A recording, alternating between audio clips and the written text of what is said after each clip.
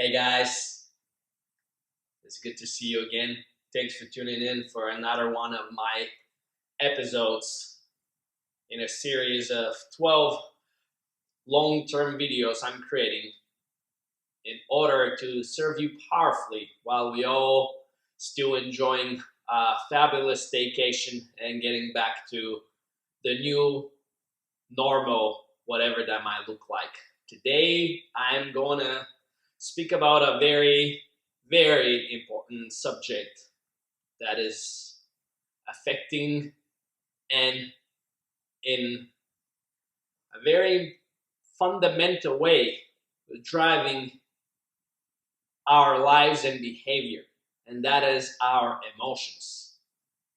Because if we are to peel back the onion, we would quickly realize that the one thing driving our behavior, regardless of what it is our desire to feel a certain way.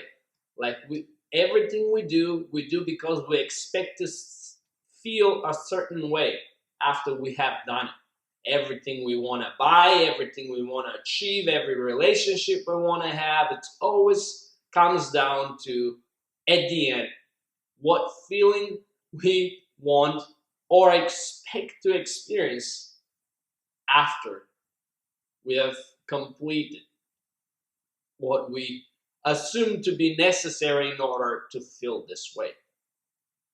Now, this is going to be a long talk again, so for those of you who not necessarily have the attention span or desire to sit around for the next 1 hour and a half and soak up some heavy wisdom and a lot of insights and very much powerful and priceless value, I would recommend you come around at another time, or maybe break down the video in few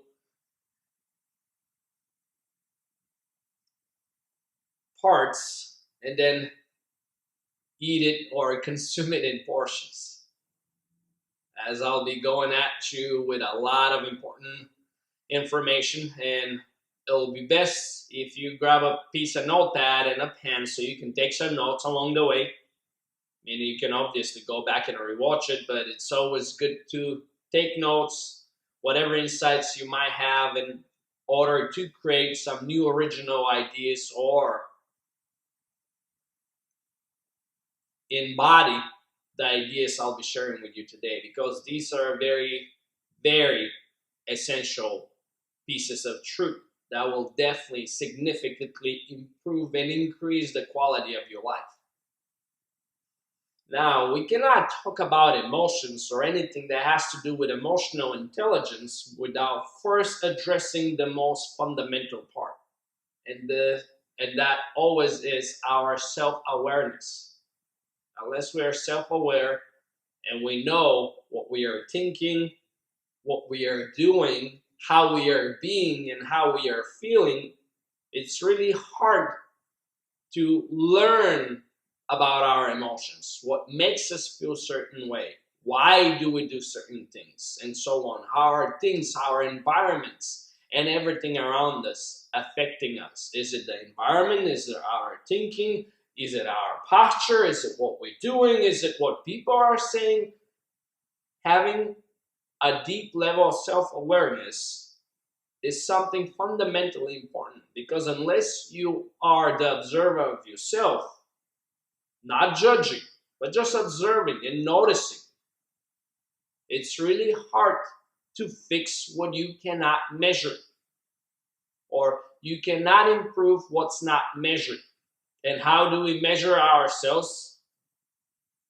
When it comes down to our behavior, our thoughts, our emotions, our doing, and so on, it has to do with having a certain level of self-awareness. And developing self-awareness is a skill in itself. Now, the easiest way to go about this is through meditation, self-reflection, and exercises that takes your attention and senses from being outwardly focused and turning them around inwards. So you are fully focused on observing yourself, getting to know yourself on a deeper level, layers beneath what's on the surface. And that's, again, a fundamental piece of insight we're gonna need, especially when it comes down to our emotions. Because unless we know what it is that makes us feel a certain way, it's really hard to change or do anything about it.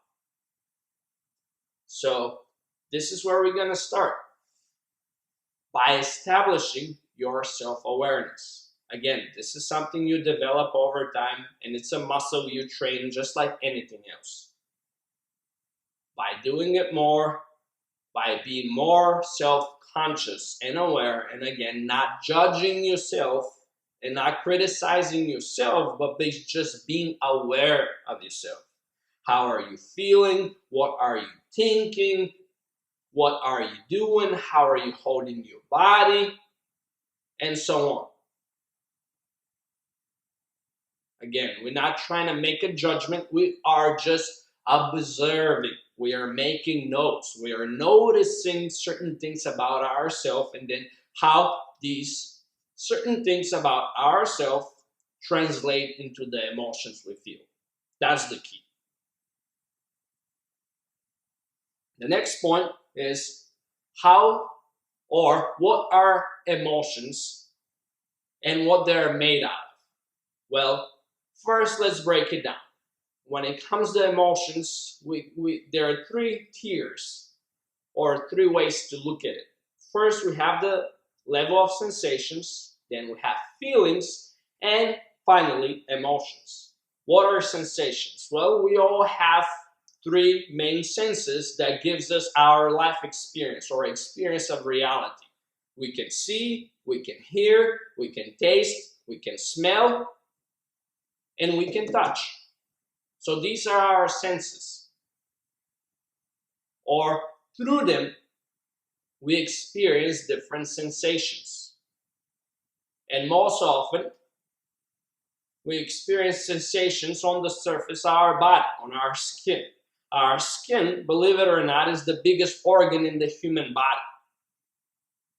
And that's where, for the most part, we get these subtle sensations and so on.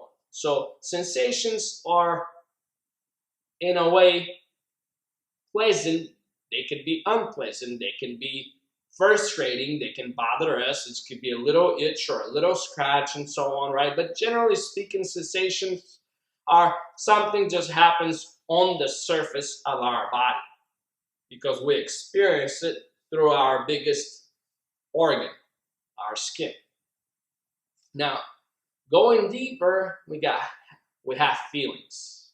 Feelings can vary from A to Z or from as much as the colors on the rainbow, right? There are so many different type of feelings, and the more sensitive or more embodied you become into your body through different meditation, yoga practices, and so on, different practices, even physical activities that put you back or put back your attention in your body about feeling things and not just being locked up in your head, the more sensitive you will be to the feelings within your body. And we all know there are all types of sensations, and they tend to be either pleasant or unpleasant. Where is the difference between feelings and emotions? Well, feelings are just things happening within us, right? Because that's where we experience feelings. We happen to experience them within us. Most often, a lot of you would probably recall a feeling of anxiety, stress, fear, and so on, all these lower level sensations that are very unpleasant and very visceral, and you can feel them right around here, around your belly area, or very low in your body, and that's normal. They're low level vibrations, so they manifest very low into the body. So always these emotions manifest somewhere in our body. I mean, feelings. Let's be specific. These feelings manifest somewhere within the body. Feelings have location, have a name, or you can specify like, oh, this is pleasant, this is unpleasant, maybe it's fear, maybe it's anxiety, maybe it's stress, maybe it's joy, maybe, right? You can name them, you can point to them, and you can feel them. The next tier is emotions. What are emotions? Well, it's actually in the word. Emotions are energy in motion, or meaning that something happens to us. We experience a sensation or a strong sensation or a feeling that triggers us and we react to it. The moment we react, we unleash or we let the energy become embodied and in motion. And in that very moment, a feeling becomes an emotion. An emotion is energy in motion. And again, we experience something, we feel a strong sensation or a feeling within our body, we react to it and give it energy and life of its own, and all of a sudden, this feeling that was just happening within us has been expressed outside of us in some way. Hopefully, it's a joyful and pleasant emotion that is coming from a place of excitement, of love, of compassion, and so on, rather than the other one, which would be anger, frustration, and so on. And in my opinion, the one or the type of emotions we want to express are the emotions of excitement, joy, or anything positive that not only charges us, but charges everyone else and pumps them up. The rest of emotions, well, obviously we're going to experience them. I mean, the rest of the feelings we will experience. This is part of the game. In order to be able to feel and experience pleasant sensations, feelings, and emotions, you have to be able to experience unpleasant sensations, feelings, and emotions. It's as simple as that. The bigger the contrast between pleasant and unpleasant, the more deeper or higher definition of experience you will have when it comes to our emotions, because you don't want to be flat. You don't want to be working in this limited range right here between happy and unhappy, or some very limited scope. You want to have as much of a contrast as possible. Then you can experience and feel the full spectrum of emotions in life. Because the only people, unfortunately, who don't feel emotions or sensations or feelings are dead people. And we don't want to be there. So, sensations, feelings, and emotions are a normal part of our life. And if we want to experience the highest of joys and bliss and love and all kinds of pleasant sensations, we need to be able to also experience all of the unpleasant feelings and sensations, and not necessarily release them as emotions or react to them and give them life of their own, because then we can be very regretful of the outcomes. Because what happens is, every time we react to an emotion, we lose a lot of our intellectual capacity, and we do things that we regret most of the times, things that we are not proud of after the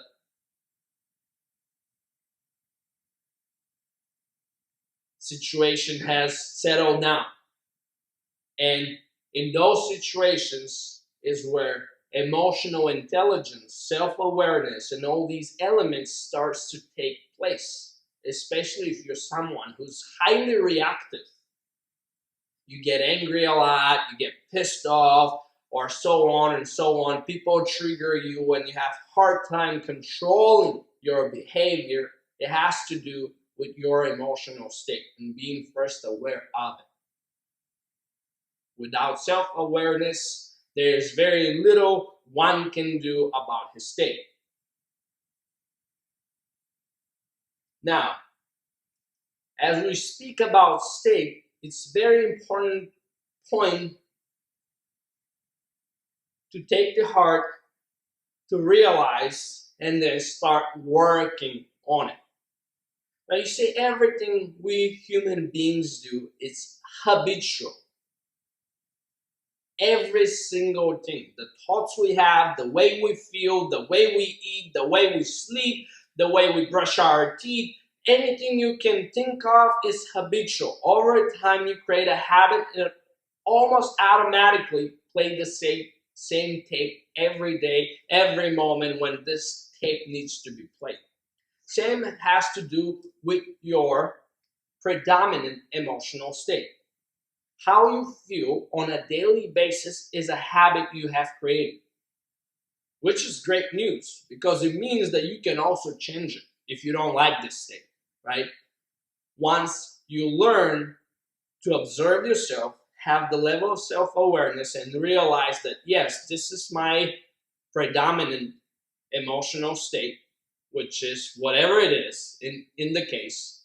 And if you wish to upgrade it and have a better emotional state, well, there's plenty of things you can do about it in order to train yourself to have a new base level. Because at the end, or not at the end, but what it comes ultimately to is, where do you live and where do you visit? What is your default emotional state and where do you happen to find yourself once in a while? Because we all gonna find ourselves once in a while in emotional states that we're not necessarily proud of or enjoy much. But again, if you want to enjoy the highest of highs when it comes down to emotions, we have to be able to tolerate and enjoy the lowest of lows, because that contrast or this high range gives us high fidelity of life experience. Without the emotions, we're literally dead. There is no life. And we don't want to flatline, or we don't want to live in this limited space of few very flat emotions, from kind of like from white to light gray, right? We don't want to live like this. We want to live in the full spectrum of the rainbow of emotions. We want to be able to experience all the highs and all the lows without preference.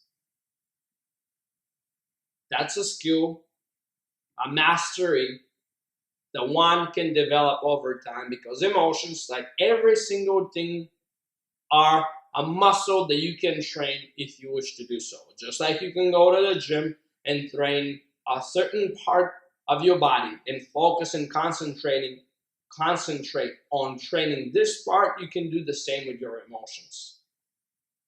And this is how you actually set up your predominant emotional state and train yourself to have the emotional state which you desire as your predominant, as your base level, as the place where you live emotionally on a daily basis.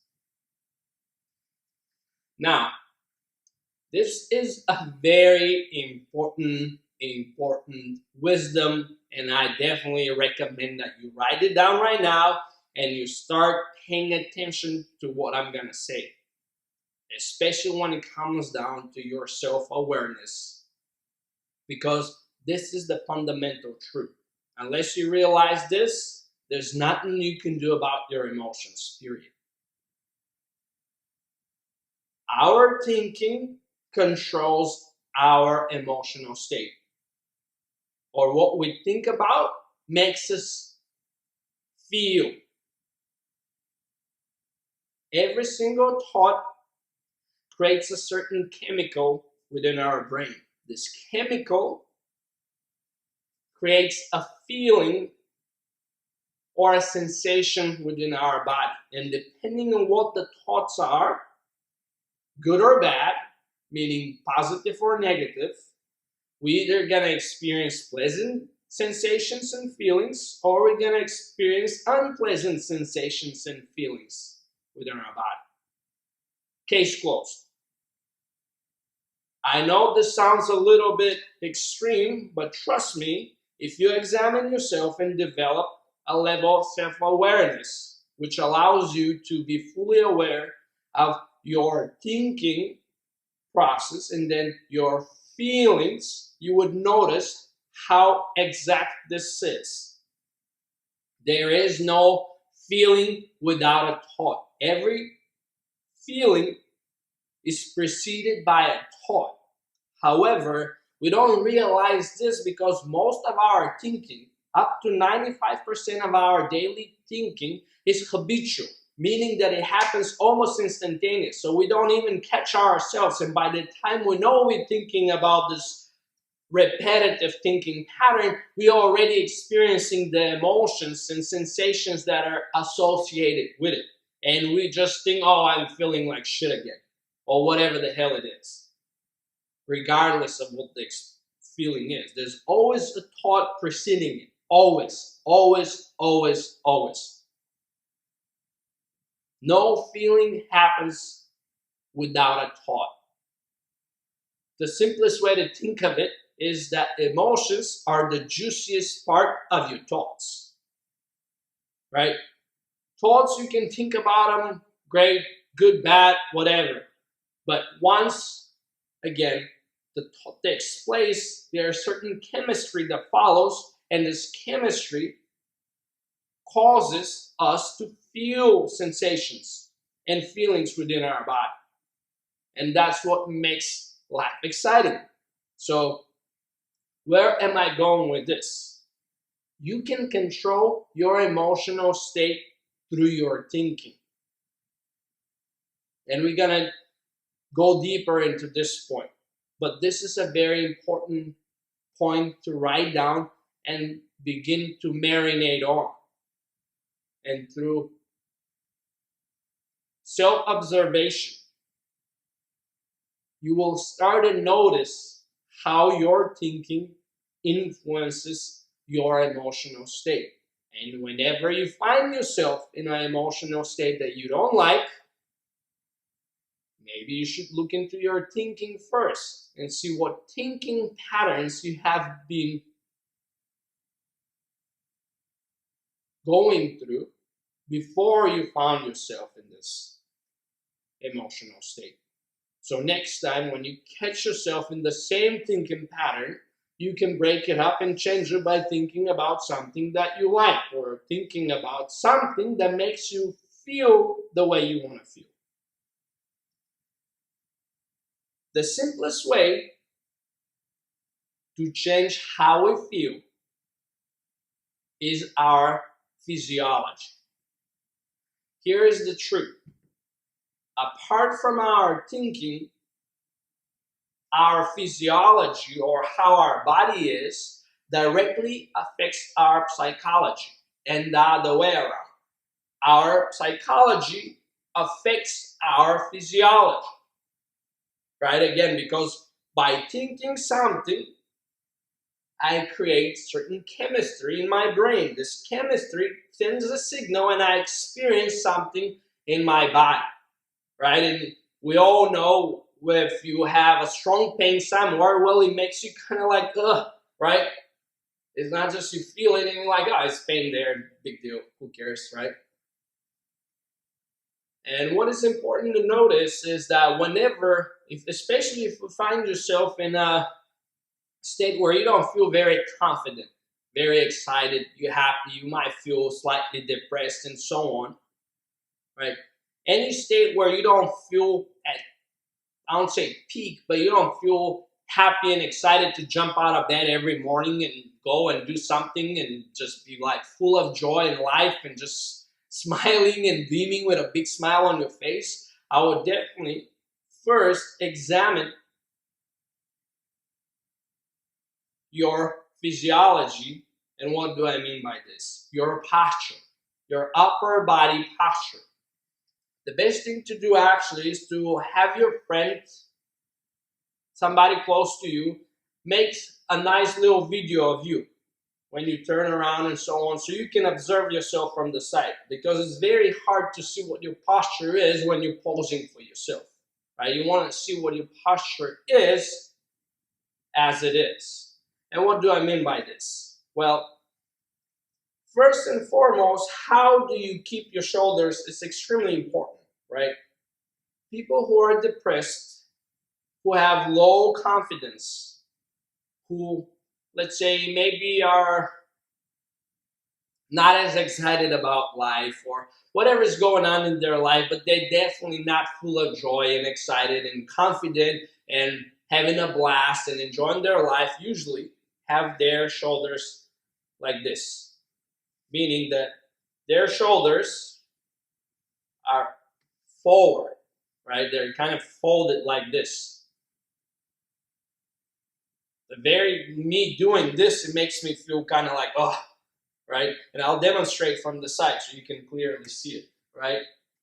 Like this, holding your shoulders like this. If you're holding your shoulders like this, you're guaranteed to feel less confident, less happy, more depressed, and definitely not great whatsoever, regardless of what you do. Because the moment you do this, you start to create chemistry in your brain that makes you feel shitty. So changing your posture, right? What is normal posture? Well, you relax into your body. Your shoulders are not, you're not holding your shoulders back like this. Like, imagine this. You're gonna stand still, get your shoulders as far back as you can, and then relax them down. Let them just fall down in their place. And if you look from the side, you know, my shoulders are not like this, they're not like this, they're just fully relaxed and relax into your body, right? The other part is your neck. Especially nowadays, since we all, you know, one way or another, spend a lot of time in front of the computer or the screen and so on, the neck tends to do something like this, where you see the neck being tilted away from the body. You want to have your neck straight and just move from here, right? Move your head from here rather than always like this, like a turtle. Because once you're like this and you're like this, you're definitely going to be feeling this and you're going to feel like shit all the time. So relaxing in your upper body, relaxing your shoulders, making yourself bigger. For example, if you're ever going to give a talk, right, you're going to have a public speech you want to give, or you're going to get on in front of a lot of people, a big audience, and maybe you feel a little bit like, can I do this? Can I do this? Here's what I want you to do. I want you to, 1 or 5 minutes before that, I want you to do like this, the Superman pose. Make yourself as wide as possible and stay like this for like few minutes or for as long as you can hold your hands up until they get really tired. You see, what happens is if you watch Discovery Channel or any of those nature-related documentaries where they show animals, you will notice, and this is very clear in the animal kingdom, how dominant animals, winning animals, the ones, for example, when there is a battle, or one animal winning over the other in any way, or being the leader of the group, the alpha male, doesn't matter, alpha female, the gender doesn't matter. You're always going to see them always making themselves extra big, puffing their fur, their feathers, whatever, just always making themselves big. The bigger you make yourself, the more confident you're going to feel. The smaller you make yourself, same with your shoulders, because when you do like this, you're making yourself smaller, right? So always have more space. Always take more space to feel more confident, more grounded, more of you. So how you hold your body directly affects your state. So again, ask your friend to take a short video of you as you go around, and especially when you're not paying attention, right? Because if I was to tell you, oh, this right now, and you're like, oh, take a video of me right now, you're going to be conscious about it, so you might keep your shoulders or your body in a way that's not necessarily your regular posture when you're unaware and you're just going about your day. Because that's what you want to notice. What is your posture like when you like thinking about something, when you're caught up in your day, right? You're looking at your phone, your attention is somewhere else, and you're just on autopilot flying around. It's at those moments when you want your posture to be empowered and making you feel great. Because, again, if you are not at peak state daily, then looking at your posture is the first place to start. Now we're going to move on to actually putting what I just mentioned and explained into action. By recalling, going back to your childhood or recent past, and recalling a moment where you felt extremely confident, where you felt extremely attractive, when you felt extremely intelligent, where you just felt like the man or the woman. You just like, you knew you got it. Like, you know, you got the great promotion at work, you got the girlfriend, the boyfriend, you got the big deal, whatever the hell it was something you felt great. Like, recall the state you were in, recall how you felt, recall this moment, this feeling. And not only how you felt, but envision yourself, what was your posture like? What did you do? What was your physiology like?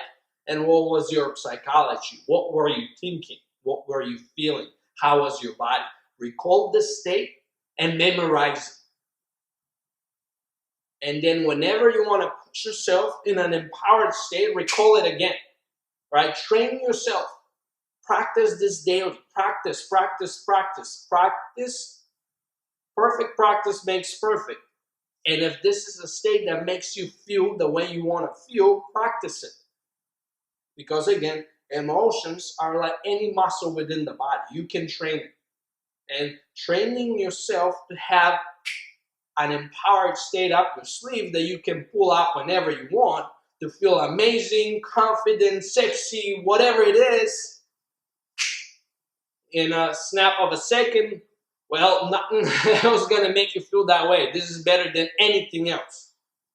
So train yourself. Recall the state right now. Pause the video. Recall the state. Relive it again. Relive it. Re-experience it again. Recall how are you thinking. What are you saying to yourself, right? Your self-talk. What was your self-talk? That's important too, because you want to be your greatest ally and biggest supporter, not self-critic. So your self-talk, your thoughts, your feelings, and your posture. What was your posture like? How are you? Right? Recall this, memorize it, train it, and learn to trigger it whenever you like, whenever you want to feel amazing or whatever this emotion is for you. Now, we're going to move on to the next fundamental truth. And that is that regardless of our biological age and maturity, our emotional maturity is unrelated, meaning that you can be 75 years old and you can emotionally, you can still be acting like a little child, meaning that you haven't matured emotionally. You just got older biologically, because biological age is something no one can control. You're born this year. Yes, you can delay your aging and so on, but if you're born in 1950, well, today's 2020, you'll be at least 70 years old. So yeah, you can do a lot of things to delay your aging, but you're still gonna be 70 years old, regardless of what you do. This is something we have no control over. However, our biological maturity and aging has nothing to do with our emotional maturity and development. The truth is, if you look around, they used to have plenty of emotional toddlers running around in grown-up people's bodies, acting like little children. Why? Well, because they never sat down and watched my video and done a little work on their emotions and understand how they actually work. Because again, without this level of self-awareness first, it's really hard to start talking about and working on your emotions.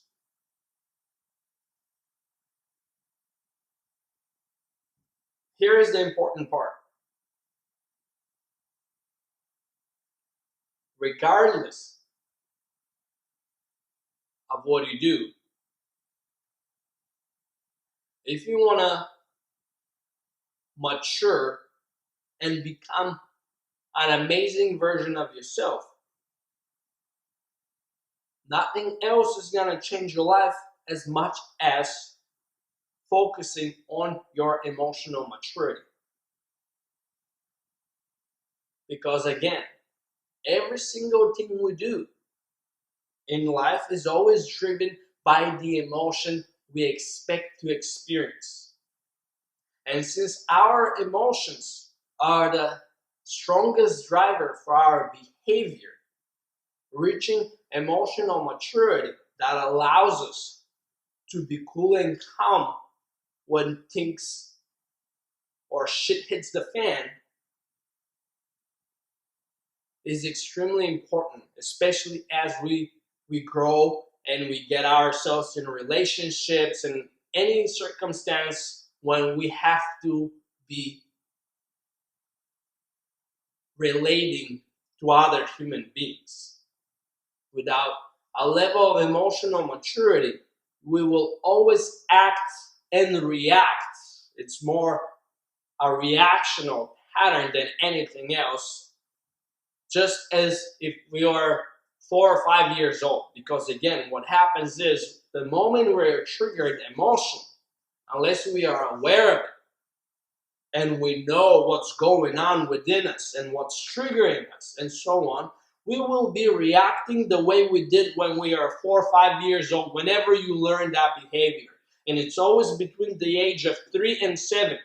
So unless you're mature emotionally, decide to emotionally mature, you will be acting as if you are anywhere between 3 and 7 years old, whenever under high level of feelings and emotions. You'll be just triggered and bam, you snap and do whatever it is that you do that most likely you highly regret.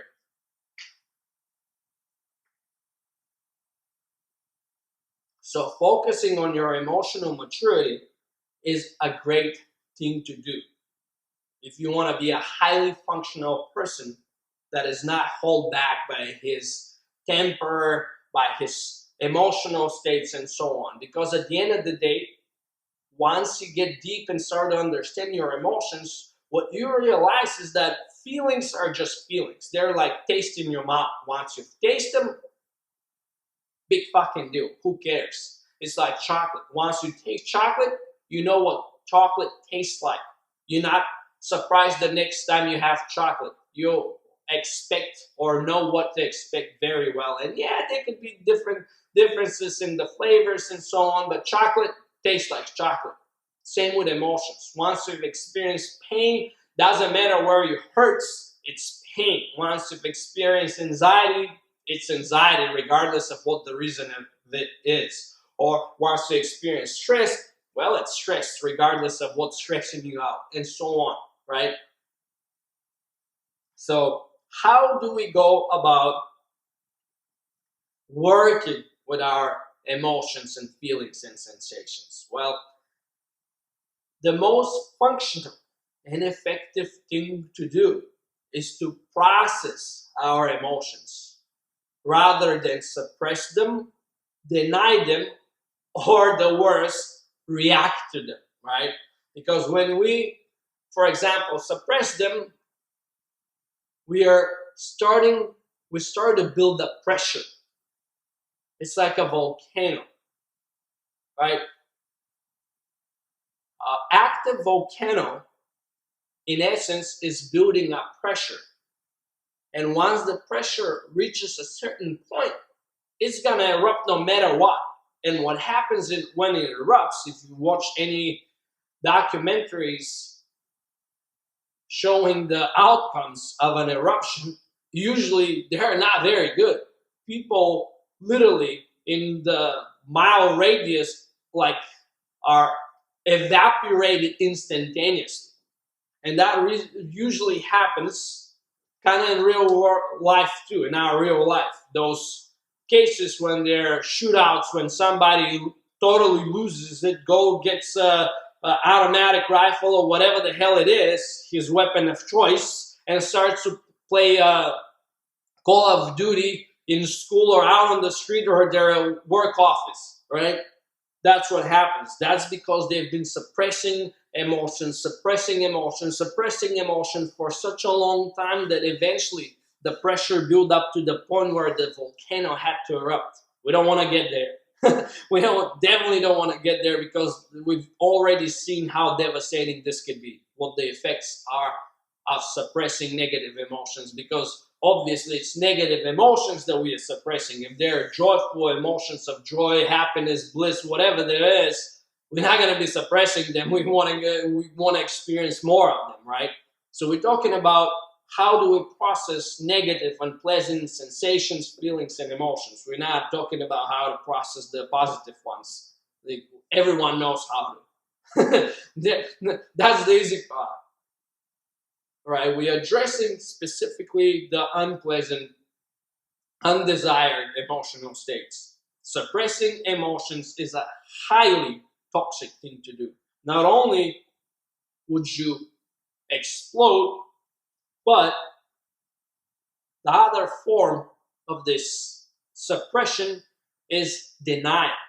Meaning like you deny your emotions. You feel these emotions, but you deny them. You don't acknowledge them. You don't recognize them. You just say, oh, that's something, whatever. You kind of like push them to the side. Now, why is this bad? Well, there is a significant body of medical research in the last 5 to 10 years that demonstrates clearly the causality between denying or holding on to negative emotions and the manifestation of all kinds of physical diseases, from cancer to all kinds of leukemia and tumors and so on. Like all kinds of unusual, rare diseases are very often a manifestation of an unpleasant emotion or a feeling that someone has been denying for a very long time. Experiencing but denying, right? Because when you deny an emotion, you still experience it. You're not acknowledging it. You're kind of pushing it to the side. You're not looking at it to see, oh, here's this emotion again. Why is this? Why is it coming up again? What's going on here? Right? You're not being aware and conscious of it by denying it. It's still there in the back burner. You don't bother with it, but it's still there. And in the process, it's churning, and it's doing its work there. It's like clockwork, right? It's like a clock mechanism. It's ticking slowly. It's baking, right? Until it manifests on the surface in some way to get your attention, because that's why it's manifesting, to get your attention, right? You can not answer the phone for that long, right? Especially if you're late on your rent or whatever. Eventually they'll kick you out. Same with this. Don't get kicked out. Develop your self-awareness. Recognize your emotions and begin to point and recognize why are you feeling this emotion? What can you do to change your emotional state, right? What thoughts are causing you this emotional state? Or maybe it's your, again, physical state, your posture, your physiology. This is very important. The next one would be to react, right? This is what we do when we are emotionally immature. We just react to emotions. The moment a strong sensation or feeling comes into our life, we react to it like a little child. We burst out in anger, whatever, swearing, doing things, whatever it is, showing middle fingers, whatever. Like, it's always in a state of reaction by being triggered through an emotion, sensation, and so on. This is what little children do. If you observe your reactive behavior and compare it to your young cousin or a young children, you would see that there is not much of a big difference.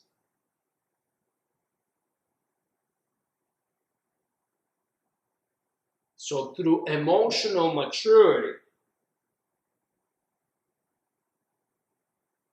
we begin to break free of reactivity to emotions, and we become responsive.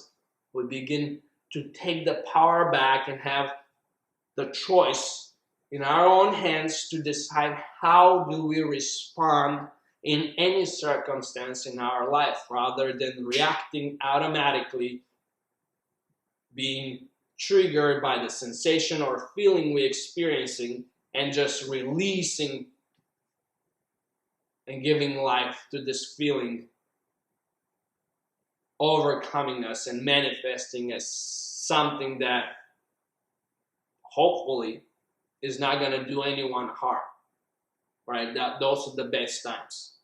I'm not saying that we should strive for this, but that's better than causing harm to anyone, especially if you get aggressive and so on and so on, right? Everyone's emotional reactions are different. Point being that is we want to process our emotions. And how do we go about this? The way is definitely not suppressing them, nor denying them, nor reacting to them. How do you process your emotions and feelings and sensations? It's very simple. You just sit with them and feel them. Acknowledge them.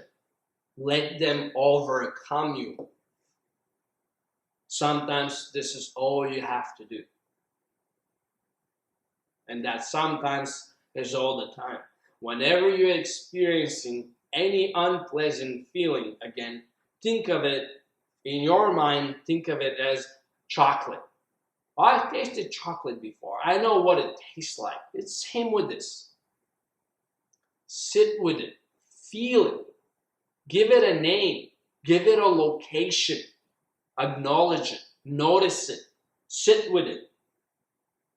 Most strong feelings and sensations dissipate in less than 90 seconds, or that's about their lifespan, anywhere around 90 seconds if they're left to unfold. What happens is, the moment you experience a strong feeling or sensation, it's literally like a wave. It begins to crest, it reaches a peak, and then it begins to slowly trough. And then it's gone. That's it. Done deal. Sit with your emotions. Soak them in.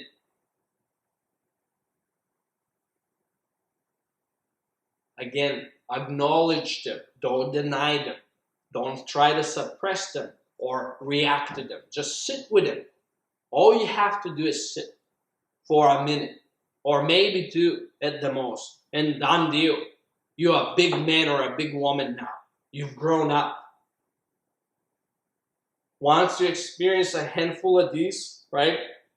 There are a handful of emotions that we don't like, right? What are they? All right, let's name them. Stress,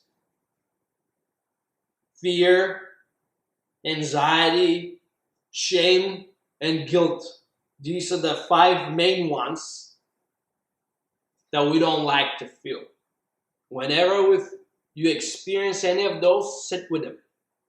Give them attention. Name them. Say, oh, I'm feeling this, because this is how we actually process the emotion. And I'll explain. But locate them. Where do they occur in your body? Where exactly do you feel them? You can definitely point out to where they are occurring within your body. Then name them. And the key is, when you name them, is not to associate yourself with your emotions as if you are the emotion or the emotion was you. What do I mean by this? Instead of saying, I am scared, I am afraid, I am stressed, I am anxious, I am angry, you say, I am feeling angry, I am feeling stressed, I am feeling shameful, or whatever it is. You are feeling this. You are not the emotion. The emotion is occurring within you, but it's not you. Because the moment you identify yourself with the emotion, that's it. You have no control over it. But the moment you separate yourself from it and you become the observer to process this emotion, you have all the power in the world to respond however you like to whatever is causing you the sensation, feeling, or emotion. So you don't want to identify. You want to disidentify. You want to disattach yourself from the emotion. You just want to be an observer, the consciousness.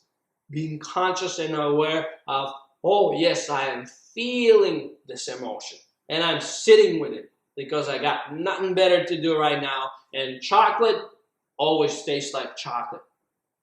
That's it. Done deal. You sit with it. The emotion is gone. You're free to live your life full on from here on. Nothing stopping you. Practice this. Again, all you have to do is sit with the emotion for 1 to 2 minutes and it's gone. Trust me on this one. I've done this so many times at this point. Again, it's not like those emotions gonna go away, or sensations or feelings. They're always gonna be there, because the only people that don't experience unpleasant feelings, sensations, and emotions are dead people. And that's not the key in this game. Right? We want to experience and enjoy the full spectrum of emotions, so we are living and enjoying extraordinary life in high definition rather than flat life. That's like, fuck that. O-N, baby. You know what I mean? So the key is, sit with your emotion. Again, it's like a wave. It's going to peak. It's going to start to peak.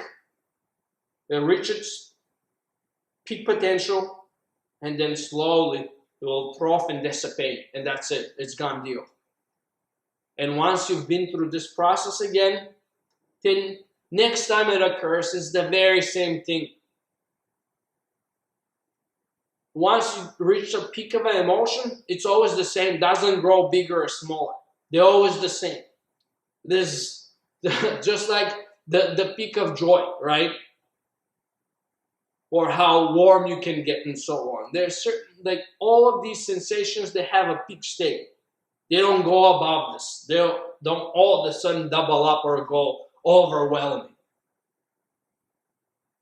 They have a peak, and so is there. And again, the higher peak of a negative or unpleasant sensation, feeling, and emotion you experience, the higher peak of a equally positive emotion you can experience too. So that's the key. By allowing and acknowledging these unpleasant feelings, sensations, and emotions to take place within your body, you create space for all of these pleasant, positive, wonderful emotions to have their space too. So sit with your emotions. Disattach yourself from them. Name them. Point to them. Be aware. Like, oh, how is my thinking affecting the emotions, feelings, and sensations I am currently feeling within my body? Because you are not your emotions. You are feeling these emotions. You are not denying them either. You're not trying to suppress them, or you're not reacting like a little child in your little tantrum, being like, yeah, yeah. Right? You want to be a mature, fully, highly functional human being playing the game of life full out at peak state at all times, which is extremely realistic as long as you work out your emotional muscles. Again, emotions are like any other muscle in your body. You can exercise them, you can train them, you can become extremely good at it. You can become an emotional athlete, an emotional champion, and you can live an extraordinary life at peak state at all times effortlessly, like this, once you learn how this whole system works. Again, you've already recalled the peak state or amazing empowered state from before. Keep training it. Find other ones, recall other ones, and keep training them as well. This is a great anchoring exercise to start training yourself to feel the emotions you want.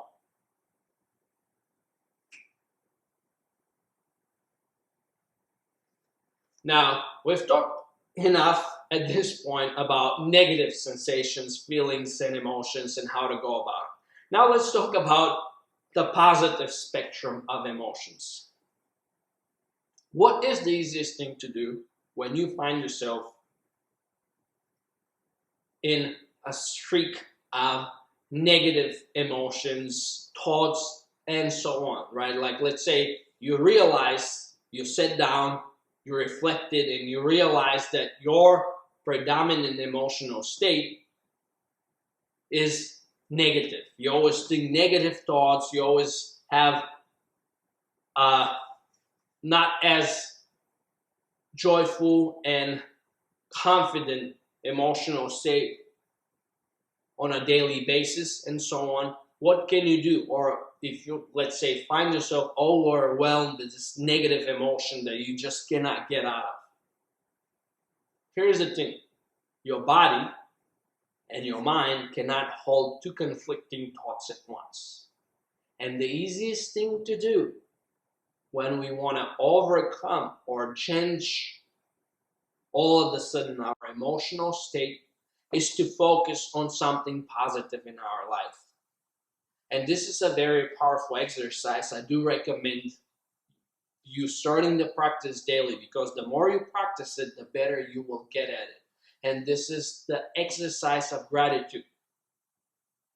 You cannot be simultaneously grateful about something and have negative feelings, thoughts, and sensations in your body. It's completely impossible.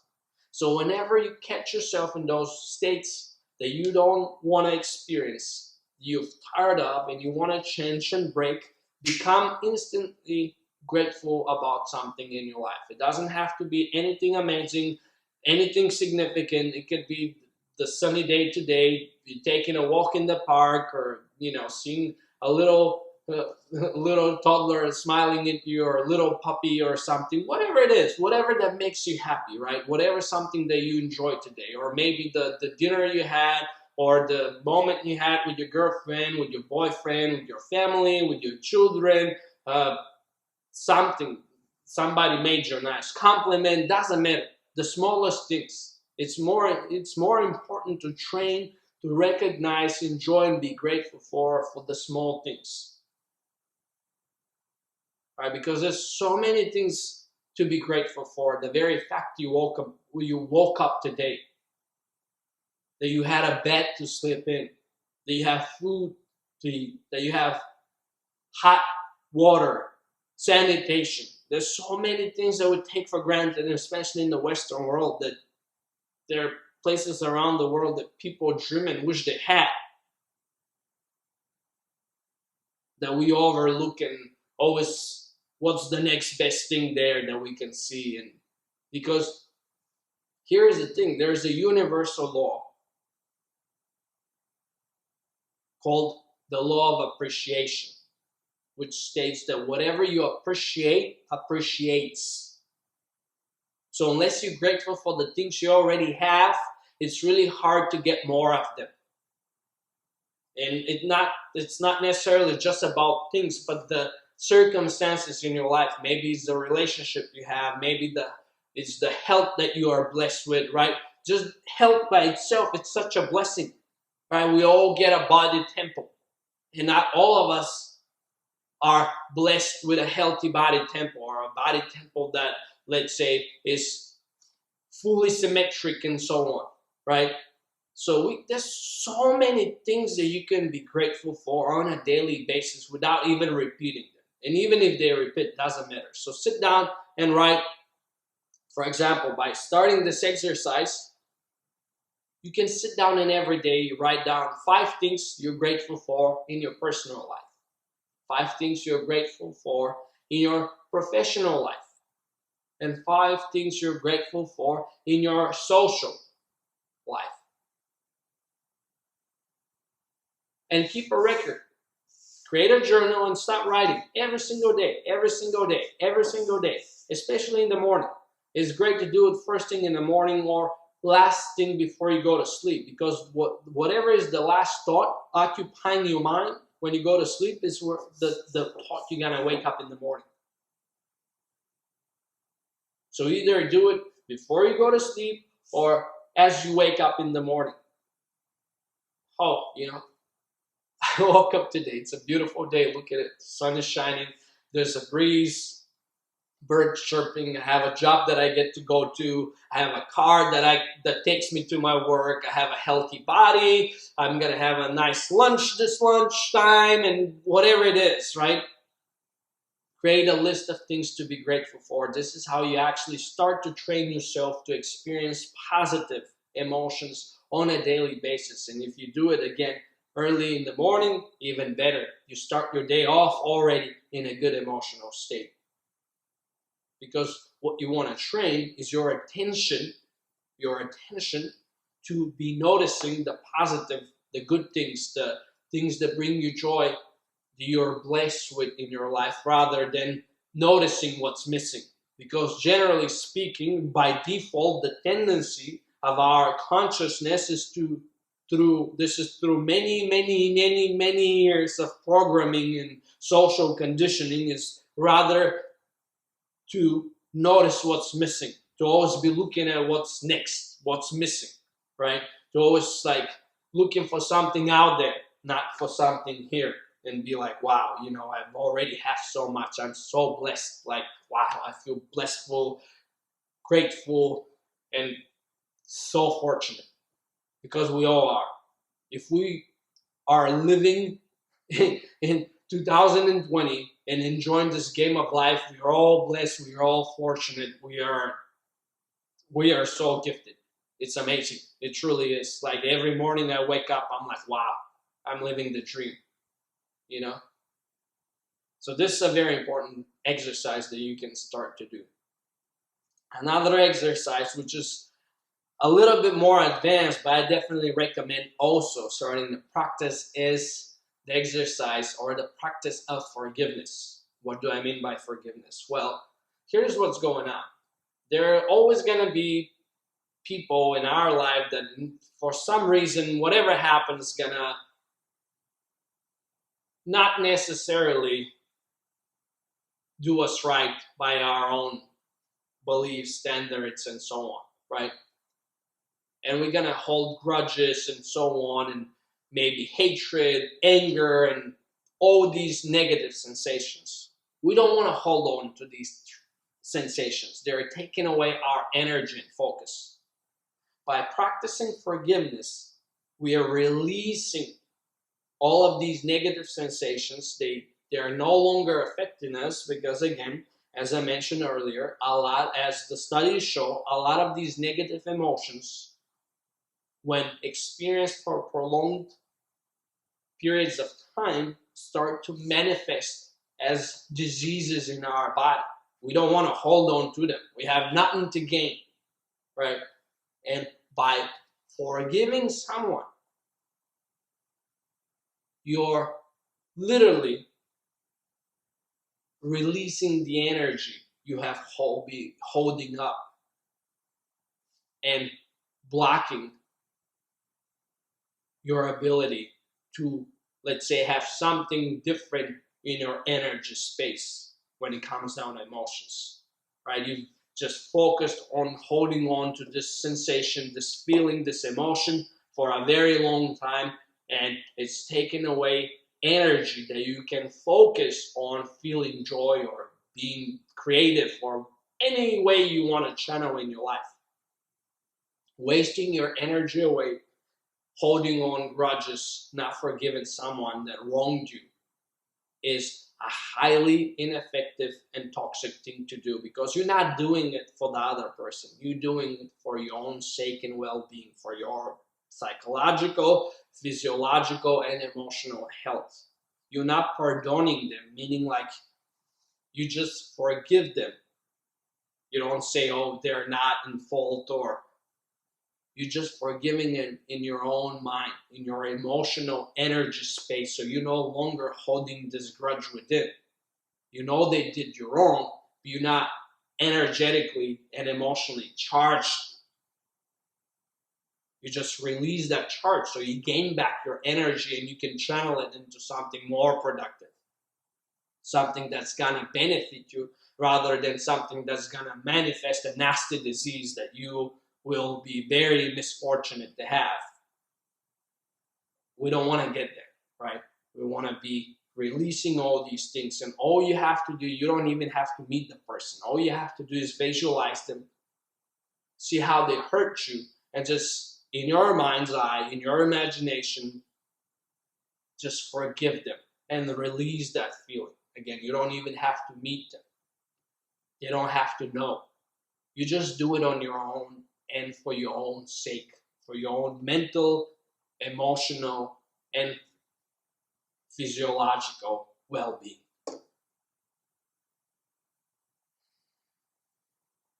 Now, the next practice you can do to continue to practice, again, because emotions are like the muscles in your body. You can practice, you can train them, you can become an emotional athlete, is radiating love and compassion. What do I mean by this? You can close your eyes and imagine that you're this big bubble of blue light or pink light or orange light or whatever light, like whatever color seems most appealing to you, that is just expanding first in your building, then in your neighborhood, then in your country, in your city, then in your country, and then overlapping the whole planet. And you're just radiating this love and compassion from all your heart, right? For everyone, for no reason, just because you can. And why not? I do it every day. It's an amazing thing to do. There is never enough love to go around. So let's radiate more. Let's radiate more love, because the higher the vibrations of this place, the higher level of consciousness, the greater the game of life becomes for each and every one of us. So this is a great exercise to begin practice daily. And this is, in a way, an introduction into unconditional love, because this is a topic for a very deep discussion at another time. But this is an introductory exercise for unconditional love, because in order to radiate love for the world, for the whole planet, you don't need the love of anyone else. You learn how to generate it yourself, instead of needing someone's love to feel love, to feel loved. You are the source of the love for everyone else. And not because they gave you something, or they're your girlfriend or your boyfriend or your parents or whatever, they treated you nice or told you something nice. No, you just do it because you can. Because, again, the things you appreciate. So if you want to be loved in your life, learn to give love. The more you give, the more comes back. And by doing this daily, you begin to bring love back to yourself, one way or another. So this is another very powerful practice. You can start a practice daily to train your emotional muscles. Now, obviously, there are 3 emotions: stress, anxiety, and fear, that none of us like and dread. Now I'm going to drop a truth bomb here. And you might be like, oh, this guy, like, he's like talking all this nonsense. But this is very important to understand. Unless you take full responsibility for your own life, you have no control over it. And it's up to you to choose. Do you want control? Meaning, like, do you want to know where the settings are and how to use them so you can adjust your life the way you want? Or you want somebody else to have the remote control and kind of like not know what they're doing, so they're always changing things for you without even noting, and you wonder what the fuck's going on? Why is my picture once bright, once black and white, once I'm on this channel, next I'm on that channel, and so on, right? The question is very simple. Do you want the remote control so you can set the settings up and let it be? Or do you want to give the remote control to the little kid right there that's just looking for something to play and fuck around with? The truth is that regardless of how you want to twist it, stress, anxiety, and fear in a large, in most cases, are simply bad self-help. What do I mean by this?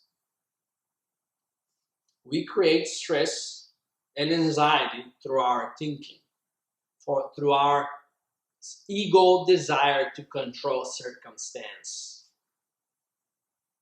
And as I just said, the only control you can choose to have is the control over yourself.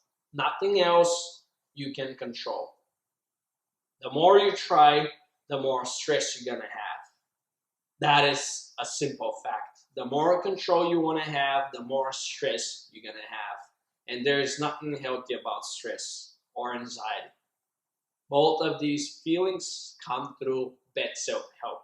When you want to control the circumstances and outcomes in your life, reality is you will never be able to. If it always went your way, which way should we go? It's as simple as that. You cannot control the external circumstances. They will be whatever they are, whatever they're meant to be. You have no control over the external circumstances. However, you have full control over yourself. The moment you stop wasting your energy towards trying to control the circumstances outside of you and take your energy and control back, you can focus in within and start again to set up the settings so you experience life as you want it to be, regardless of what's going on outside. Now, this is an advanced exercise, and it's pretty simple. It's not easy, but it is pretty simple to learn. And through practice, one can be extremely proficient at it. However, on the opposite, the more you strive to have control, the more anxiety and stress you will be bringing into your life. What about fear? Well, fear is a natural consequence of inhabiting a human body. As long as you're a human being, you will experience fear. It's just part of the natural wiring of the body. It's actually what makes you feel alive and care about your life. Because if you aren't afraid, well, you would be jumping from building to building, from here and there. You'll be, doing all kinds of shit with your body, wouldn't you? Fear is there to protect you. It's there to keep you alive. However, it doesn't have to stop you from living your life the way you wish. The biggest mistake people do is that they try to overcome their fears, to conquer their fears, and so on. Again, just like any other negative emotion you're going to experience, they're natural part of life. They will never disappear from your life. They're always going to be fear, no matter how many times you've done a certain thing that makes you afraid. The first time, it's always going to make you afraid. No matter let's say, public speeches you're going to give, even if you do thousands of them, you're still going to feel the certain level of sensations within your body before, and so on and so on, regardless of what the activity is. These feelings never going to disappear. They're always going to be there. Instead, what you can do to be empowered whenever this shows up is to develop your courage muscle, to become courageous, rather than trying to overcome your fear. You become courageous. You up-level your state. Because that's what every successful and admired person in human history have done. When the challenge came to their doorstep, they became courageous. They did not overcome their fears.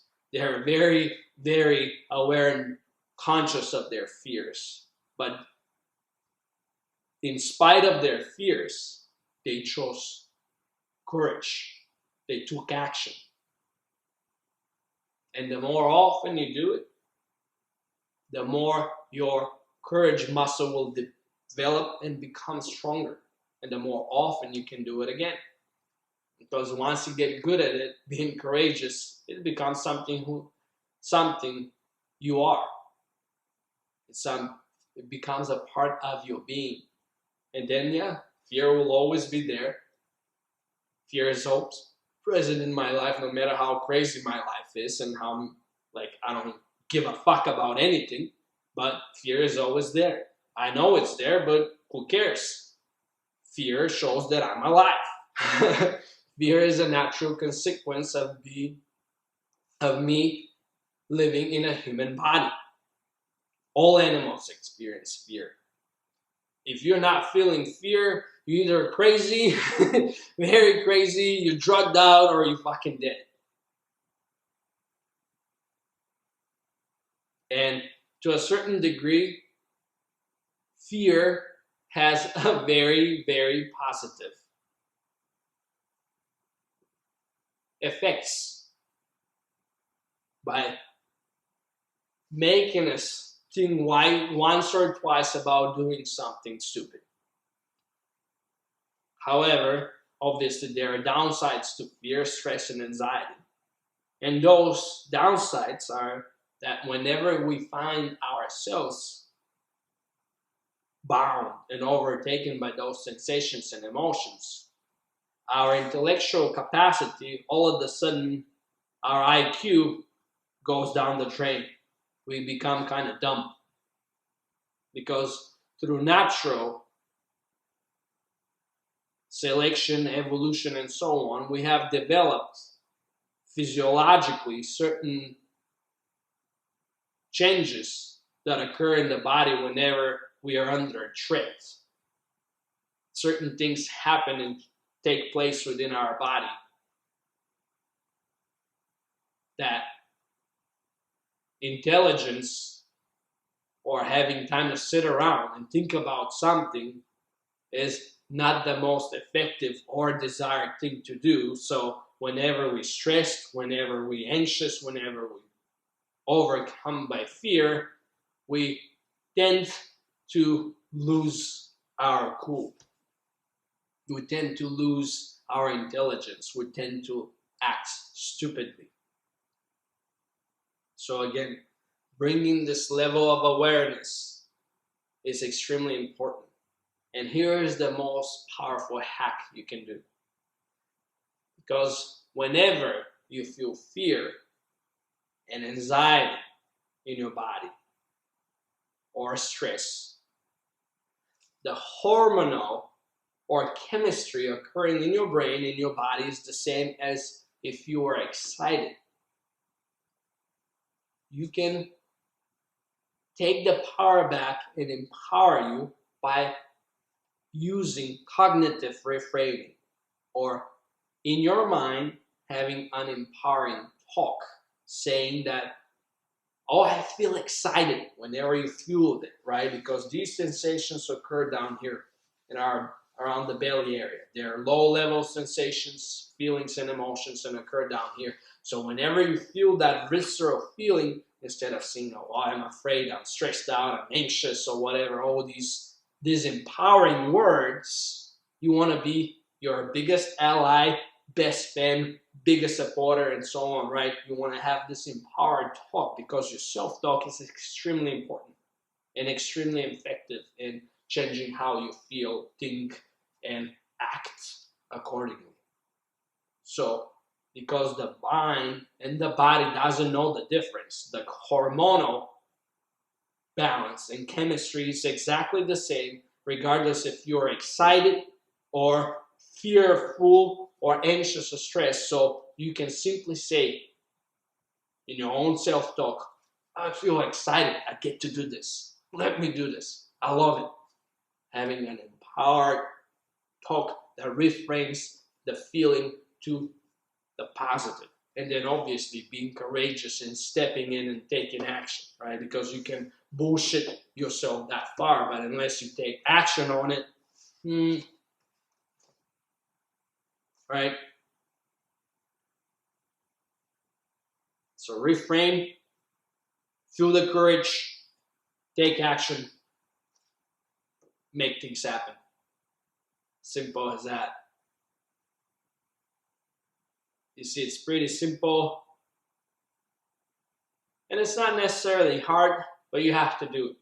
You have to do it. You have to try. You have to show yourself that you can, because you can. I know you do. You wouldn't be watching this video if you couldn't. We've all been there. We all had to learn one way or another. Now it's time to take it out into the real world and put it into practice. Because the truth is that whenever we avoid an emotion, the attempt to avoid feeling this emotion creates an equally strong emotion within us. So instead of us tapping into courage allowing this emotion to just happens, feeling it, and in spite of it, just continue along and just acknowledge it, but do not give it control and power over us. We are so much more powerful, capable, and ultimately fulfilled and successful. What is the point in resisting to feel a feeling when this very act creates an equally strong feeling within us? It defeats the purpose. It's a waste of time. So might as well step in, feel the feeling, and still do it. Tap into courage and still do it. Because again, once you taste chocolate,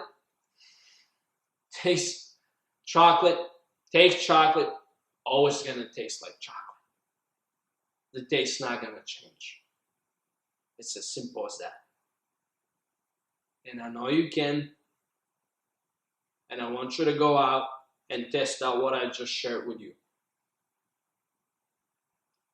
Now, this is a little bonus talk or bonus I wanted to add because it's extremely important for all of you who stuck to the end of this video. I know it's been a long video, but there's a lot of points to cover, and I wanted to give you a lot of information, wisdom, and insights. And the final point is the primary fear we all have to overcome at some point in our life in order to live an extraordinary life and exponentially increase the quality of our life. And that is the fear of not being good enough. This is the primary fear that all human beings have, and it's manifested in all kinds of different ways. All kinds of different ways. And it's something that comes from our early childhood and programming because it's based in conditional love or our first disciplinary experience with parents and so on. The most important thing to understand is that you are enough. You will always be enough. You have always been enough.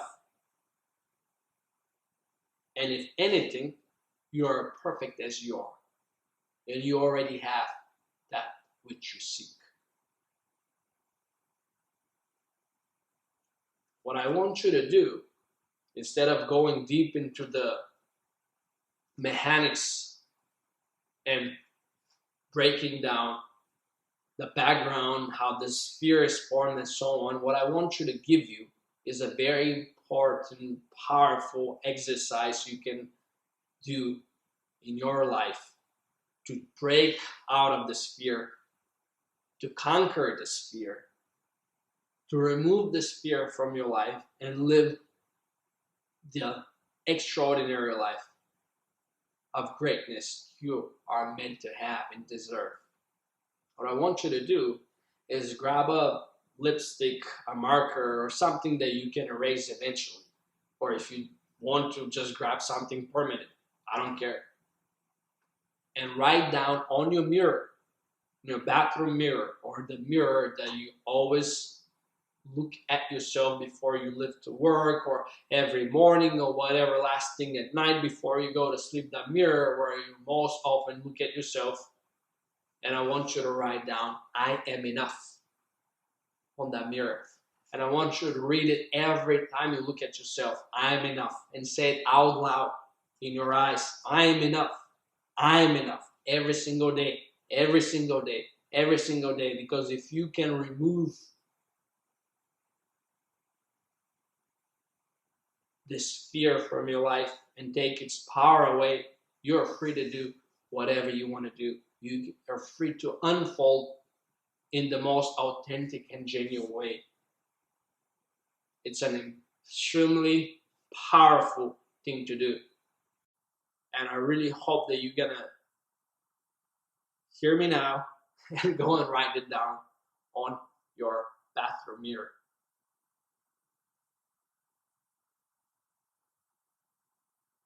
It was great to share this beautiful hour and a half with you and give you all these insights. What I also want to offer you is a free life coaching session. I would love to serve you powerfully and help you to conquer whatever the greatest challenge you have currently in your life or opportunity you want to take advantage of. So please go below in the description, follow the link to my coaching calendar, and book your coaching session. I'm going to serve you so powerfully. You will be blown away by the transformation, insight, and takeaways you will be heading back home to after our coaching session, or heading away from the screen, because we're going to do it online via Zoom. Also, I'm hosting a number of up-and-coming workshops here in Santa Monica, where we are based, and I would love to see you there. Come join me and other individuals who are dedicated to their personal growth and an unfoldment into greatness. The conversation today is based on a workshop that I'll be hosting live in the coming month or so, as soon as we can finally start meeting in person again, in groups and so on. And all of these exercises I shared with you today, I'm gonna facilitate them even deeper, and we're gonna have some amazing insights, group activities, and so on. So I would love to see you there. Also, you would find the link to my events and workshop calendar down in the description. Also, please free to sign up for my free online video course. You're gonna find the description below. There's amazing insights, wisdom, and value in my course. Please sign up and let me serve you powerfully. And finally, I think this is obvious, but if you think that this video was awesome, helpful, and valuable, please like it, share it with your friends, leave me a comment if you have a question, and subscribe to my channel, because there are more videos such as this one coming up every week, and I would love to see you again. Thanks for tuning in. Thank you. See you. Bye.